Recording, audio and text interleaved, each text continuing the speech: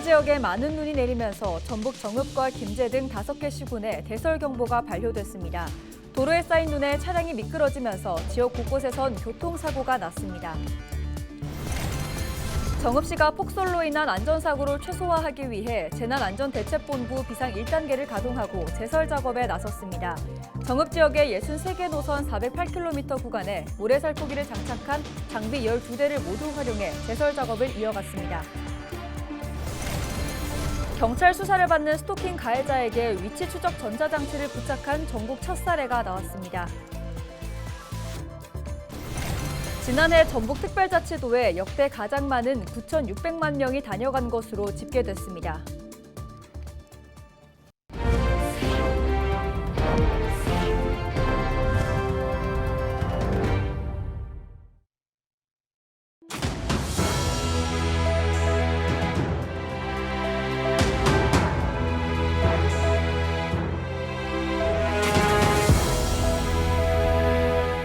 시청자 여러분 안녕하십니까? 헬로티비 전북뉴스입니다. 서해안 지역에 많은 눈이 내리면서 전북 정읍과 김제 등 5개 시군에 대설경보가 발효됐습니다. 도로에 쌓인 눈에 차량이 미끄러지면서 지역 곳곳에선 교통사고가 났습니다. 이나라 기자입니다. 상인이 가게 앞에 두껍게 쌓인 눈을 몇 가래로 밀어냅니다. 또 다른 상인도 빗자루로 연신 길을 쓸어내지만 금세 다시 눈으로 덮입니다. 너무 많이 오는데요. 그러니까 빨리 더 치워야죠. 내가 치워야 다치면 안 되잖아요, 누구든. 서해상에서 유입된 눈구름대의 영향으로 지난 22일부터 내리기 시작한 눈에 교통사고가 잇따랐습니다.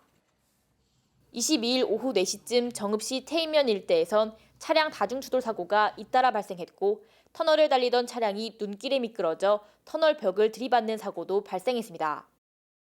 동시다발적인 사고로 9명이 다쳤고 현장 일대는 1시간가량 차량이 통제됐습니다. 23일 오전 9시 50분쯤에는 서해안고속도로 상행선 줄포나들목 인근을 달리던 화물차가 눈길에 미끄러져 가드레일을 들이받았습니다. 가드레일 팔편이 반대 차선으로 날아가 승용차에 부딪혀 운전자 1명이 다치기도 했습니다. 전북특별자치도는 재난안전대책본부 비상근무를 2단계로 격상하고 눈과 한파에 대응하고 있습니다. 기상청은 24일까지 전라권을 중심으로 많은 눈이 내릴 것으로 전망하고 있습니다. 이번 눈은 23일 밤에 피크를 보이면서 24일 오전까지 내리겠습니다. 가장 적설은 김제 등 전북 서해안과 정읍 순창 임실에서 5에서 15cm, 많은 곳 20cm 이상입니다. 그 밖의 지역은 3에서 8cm로 예상됩니다. 또 당분간 전북 대부분 지역 아침 기온이 영하 7도 이하로 낮아 빙판길이 예상된다며 교통안전에 각별히 유의할 것을 당부했습니다. 헬로티비 뉴스 이나라입니다. 정읍시가 폭설로 인한 안전사고 예방과 시민 불편을 최소화하기 위해 재난안전대책본부 비상 1단계를 가동하고 제설 작업 등에 나섰습니다. 정읍 지역 63개 노선 408km 구간에 모래살포기를 장착한 장비 12대와 염화칼슘, 소금, 모래 등을 갖추고 제설 작업을 이어갔습니다. 특히 보행자 안전사고 예방을 위해 읍면동 직원도 담당 구역에 투입돼 제설 작업을 벌였습니다. 스토킹 행위자에 대해 법원 판결이 나기 전 전자발찌를 부착할 수 있도록 한 스토킹 처벌법 개정안이 지난 10일 시행된 가운데 첫 사례가 전북에서 나왔습니다. 전북특별자치도 경찰청은 스토킹 혐의로 조사를 받는 A씨에게 잠정 조치로 전자발찌를 부착했다고 23일 밝혔습니다. 개정안에는 스토킹이 재발할 우려가 있다고 검사가 인정하거나 사법경찰관이 신청하면 스토킹 행위자에게 전자발찌를 부착하는 잠정 조치를 할 수 있다는 내용이 담겨 있습니다. 지난해 전북특별자치도에 역대 가장 많은 9,600만 명이 다녀간 것으로 집계됐습니다.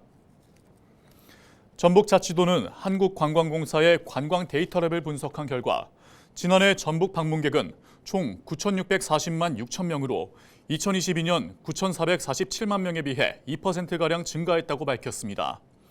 전북자치도 관광객은 2019년 9,300여만 명이었으나 코로나19가 확산했던 2021년 8,300여만 명까지 감소했다가 다시 회복세를 보였습니다. 관광객들은 평균 460분간 도에 머무른 것으로 나타났으며 이는 17개 광역지자체 중 제주도와 강원도 다음으로 길었습니다. 제22대 국회의원 선거를 앞두고 LG 헬로비전 전북방송이 우리 지역 출마자들을 만나보는 시간 마련했습니다. 오늘은 남원 임실 순창 선거구에 출사표를 던진 더불어민주당 김원중 예비후보를 김남호 기자가 만나봅니다. 오는 4월 10일 치러지는 총선에서 남원 임실 순창 지역을 이끌어갈 인물은 누가 될지 지역민들의 관심이 모아지고 있습니다. 더불어민주당 후보 가운데 김원중 예비후보 이야기 들어보겠습니다.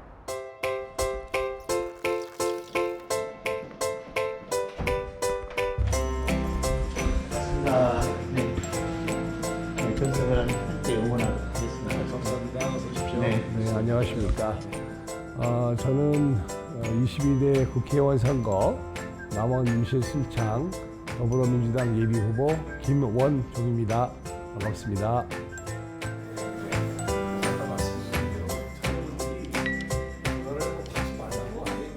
23살의 행정고시 패스에서 일을 해온 엘리트 정통 관료입니다.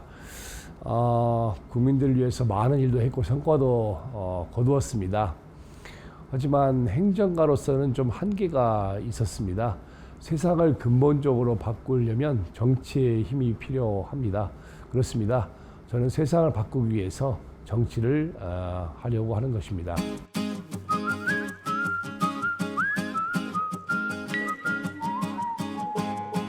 남원 임실 순창 지역은 대표적인 지역 소멸, 인구 소멸 지역이고 경제 침체 지역입니다.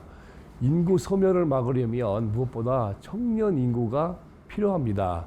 저는 소멸 지역에 청년 인구가 들어올 수 있도록 소멸 지역에 들어오는 청년들에게 월 100만 원씩의 기본소득을 드리도록 하겠습니다. 청년 신재생에너지 협동조합을 구성해서 신재생에너지 발전권, 발전 사업권을 부여를 하겠습니다. 여기에다가 주거, 교육, 일자리 이런 3종 패키지 지원을 하면 소멸 지역 어렵지만 청년들이 유입될 수 있을 것으로 기대를 합니다. 저는 특히 남원을 포함한 범지리산 내륙권을 이 고령화되어가는 대한민국의 새로운 성장 동력의 거점 지역으로 재탄생시키겠습니다. 12개 시군에 범지리산 내륙권에 인접한 12개 시군에 동서화합형, 영남과 호남이 화합하는 그런 특성화 단지들을 조성하도록 그렇게 하겠습니다. 이런 것들을 하기 위해서 영호남 화합형 범지리산 내륙권 발전 특별법을 국회에 가는 대로 제정 추진하도록 그렇게 하겠습니다.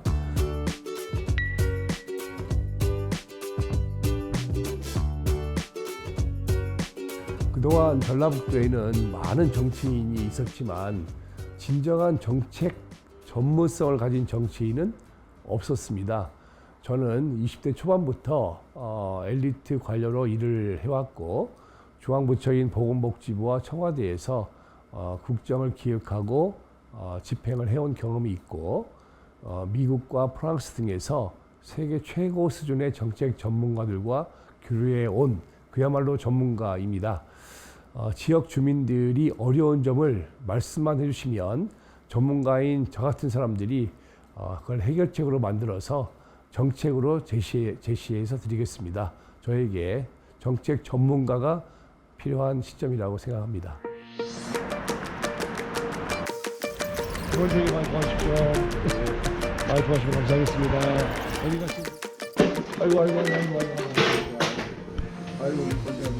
지난 수십 년간 우리 지역은 쇠퇴와 쇠락을 거듭해 왔습니다. 유능한 정치인이 많지 않았기 때문이기도 하지만 이 지역의 정치권이 서로 분열되어 있기 때문에 그렇습니다. 지역 정치권의 이해관계와 얽혀있지 않는 새로운 신상이 필요합니다. 새로운 신상 김원종을 뽑아주십시오.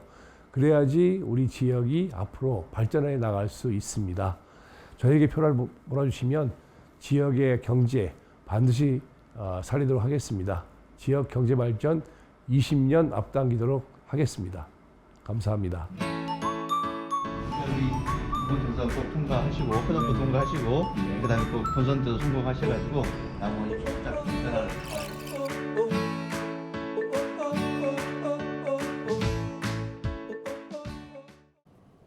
오는 4월 치러질 총선에서 정읍고창 지역구 출마가 예상됐던 장기철 재경 전북도민회 수석 부회장이 국회의원 선거 불출마 의사를 밝혔습니다.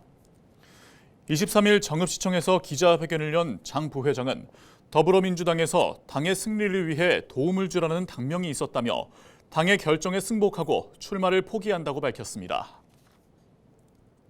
저는 더불어민주당 권리당원으로 돌아가 우리 지역은 물론 수도권 접전 지역의 승리를 위해서 역량을 결집시키겠습니다.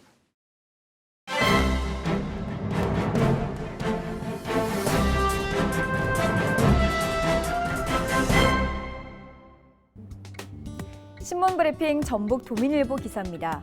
더불어민주당은 21대 총선에서 3선 이상 중진 등 이른바 올드보이와 586 운동권 출신 의원들을 컷오프하지 않기로 했다고 합니다. 민주당의 이 같은 공천 원칙에 따라 전현직 의원이 맞붙은 전주병, 익산갑, 정읍 고창 선거구는 중앙 정치권의 싸움이 아닌 오는 24일에서 25일 예상되는 후보 적합도 조사와 현장 실사 결과 등이 1차 승부처로 예상된다고 하는데요. 익산갑은 이춘석 전 민주당 사무총장이 4선 도전에 나서면서 김수홍 의원과 정읍 고창은 현 윤중병 의원의 삼성 중진의 유성엽 전 의원이 경쟁을 펼치고 있습니다. 특히 국민의힘이 21대 총선에서 동일 지역구에서 3번 이상 당선된 현역 의원이 또다시 본인 지역구에 출마할 경우 경선 득표율의 15%를 감산하기로 한 데다 이들 지역은 그동안 정치권 일부의 올드보이, 586 운동권 출신 용태론 주장에 따라 민주당 공관위의 결정이 초미의 관심이었다고 합니다. 하지만 민주당 임현배 공관위원장은 3선 이상 중진과 올드보이, 586 운동권 출신들에게 공천에서 일괄적 불이익을 주지 않겠다는 입장을 밝히면서 치열한 공천 싸움이 전망된다고 합니다. 지금까지 신문 브리핑이었습니다.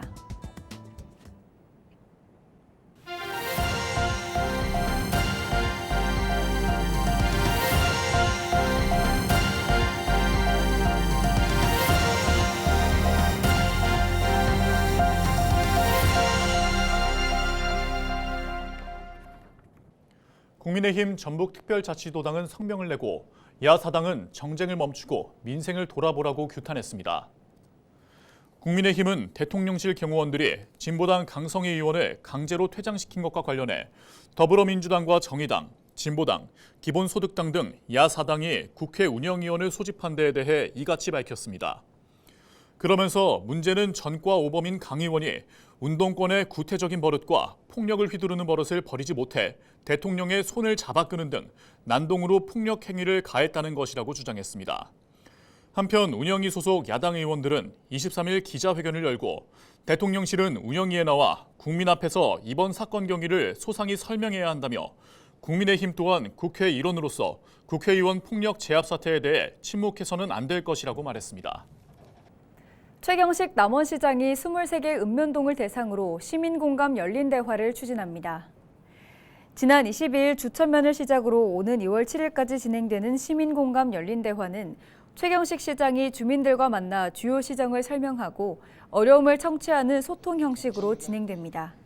이번 열린 대화는 전북대학교 남원 글로벌 캠퍼스 설립과 항공산업클러스터 조성, 한파워 아트밸리 등 관광지 조성과 시정 운영 방향을 논의하는 장으로 마련될 예정입니다.